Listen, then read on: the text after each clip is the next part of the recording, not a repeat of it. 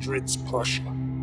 After defeating the Danish, Austrians, and French, Germany was born. A unified and industrialized nation rising to become the dominant power in Europe.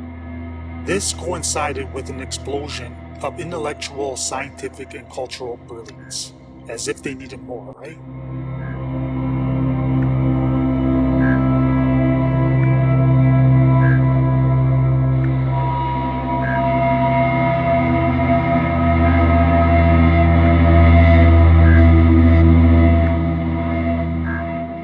Ordo Templi Orientis, or Order of the Temple of the East, was established sometime between 1895 and 1906. Its creators were Karl Kellner and Theodor Reuss. Kellner had a successful career as an inventor and chemist, but for this video's purpose we will highlight his more relevant role as a Freemason. Becoming one in 1873, Kellner became more fascinated with the esoteric aspect of it. During his world travels all over Europe, America, and Asia, Kellner believed he had discovered the key, which offered a clear explanation of all the complex symbolism of Freemasonry and opened the mysteries of nature. Kellner developed a desire to form an Academia Masonica, which would enable Freemasons to become familiar with all existing Masonic degrees and systems. A teacher to the teachers, so to speak. This is where he would meet and consult with his associate Theodor Reuss. Reuss was a singer in his earlier life, but would ultimately land as a journalist, making his way across England. This is where he would be initiated into Freemasonry in 1876. This could be considered his foundation that was needed for the immersion into the occult.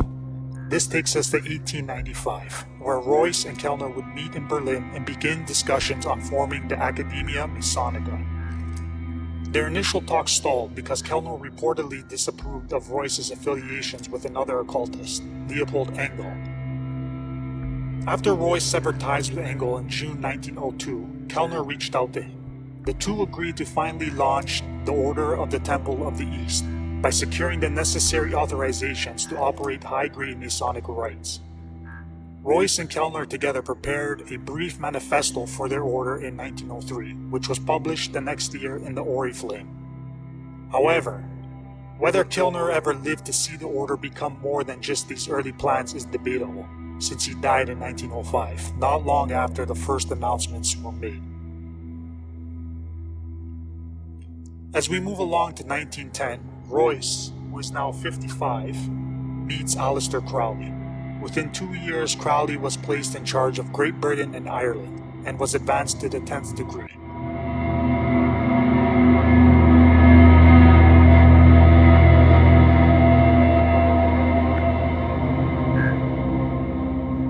There are 13 numbered degrees and 12 unnumbered degrees, which are divided into 3 grades. Think of the numbered degrees being the main goal, while the unnumbered are a smaller step that fall in between. Let's just take a quick glance at the degrees and grades without doing a deep dive. The first grade is the Triad of the Man of Earth. This initial triad allows aspirants to progress through initiations that impart philosophical and symbolic teachings.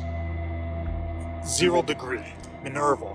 This is just introductory and status or guest. The first degree, man and brother, woman and sister. Second degree, magician. Third degree, master magician. Fourth degree, perfect magician and companion of the Holy Royal Ark.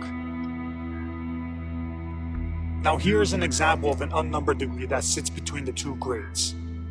Bridge Knight, of the East and West. This unnumbered bridge degree requires you to pledge to the law of Thelema. We'll get into Thelema a little bit later. The second grade, the Triad of the Lover. This triad is responsible for the social welfare, administration, and government of the order. 5th degree, Sovereign Prince Rose Croix, and Knight of the Pelican and Eagle. 6th degree, Illustrious Knight of the Order of Kadosh, and Companion of the Holy Grail. 7th degree, Very Illustrious Knight of the Grand Council and Grand Inspector. And now the final grade, the Triad of the Hermit. These are the highest internal, technical, and leadership degrees of the Order. The 8th degree, Perfect Pontiff of the Illuminati and Epop of the Illuminati. 9th degree, Initiate of the Sanctuary of the Gnosis. 10th degree, Rex Summus Sanctissimus, National Grand Master, Leader of the National Jurisdiction. 11th degree, Initiate of the 11th degree, a technical degree outside the general organizational plan. And finally, the 12th degree, Frater Superior, and the outer head of the Order. There is no time limit on what an initiate can achieve, but a somewhat idea of what it takes to complete these degrees will look something like 5 years for grade 1, and seeing as the next 2 grades focus more on inner governments of the Order, one can spend years to decades before reaching the next degree.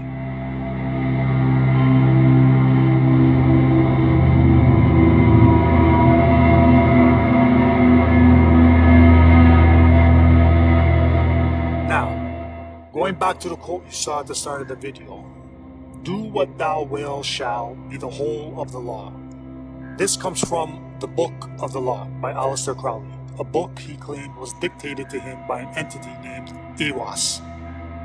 The book included many axioms and shared an emphasis on personal freedom and the pursuit of one's true path. Crowley believed that discovering and following one's true will is the path to self-realization and personal fulfillment, often referred to as the Great Work. The Thelemic cosmology features deities inspired by ancient Egyptian religion.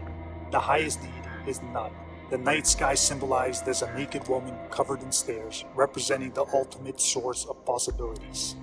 Hadith, the infinitely small point, symbolizes manifestation and motion.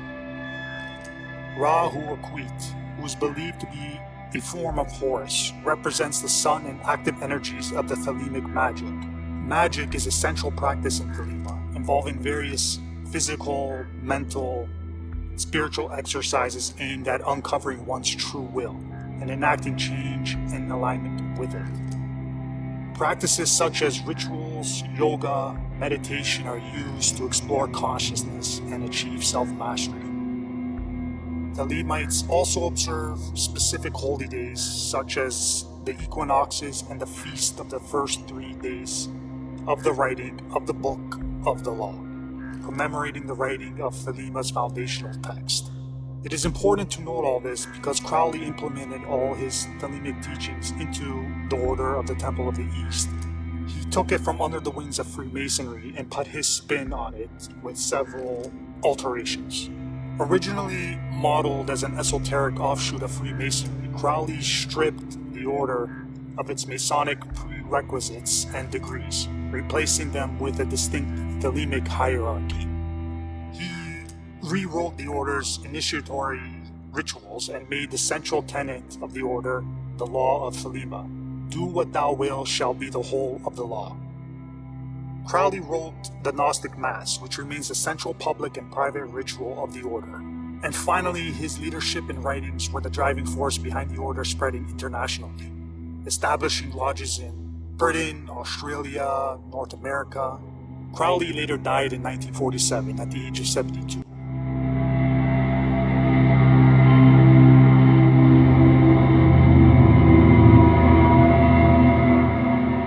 Directly succeeded by his student Karl Germer, who served as the outer head of the Order from 1947 until his death in 1962. Now, following Germer's death, a succession crisis ensued because he died without officially designating a successor. This led to a major schism with 4 primary factions emerging.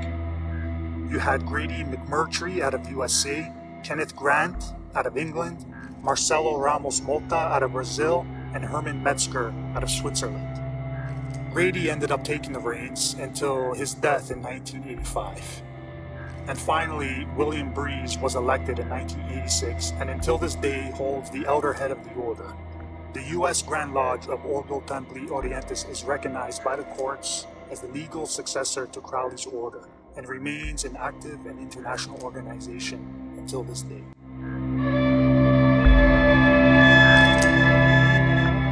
Thanks everyone for watching. I hope you enjoyed this and I hope to see you on the next video.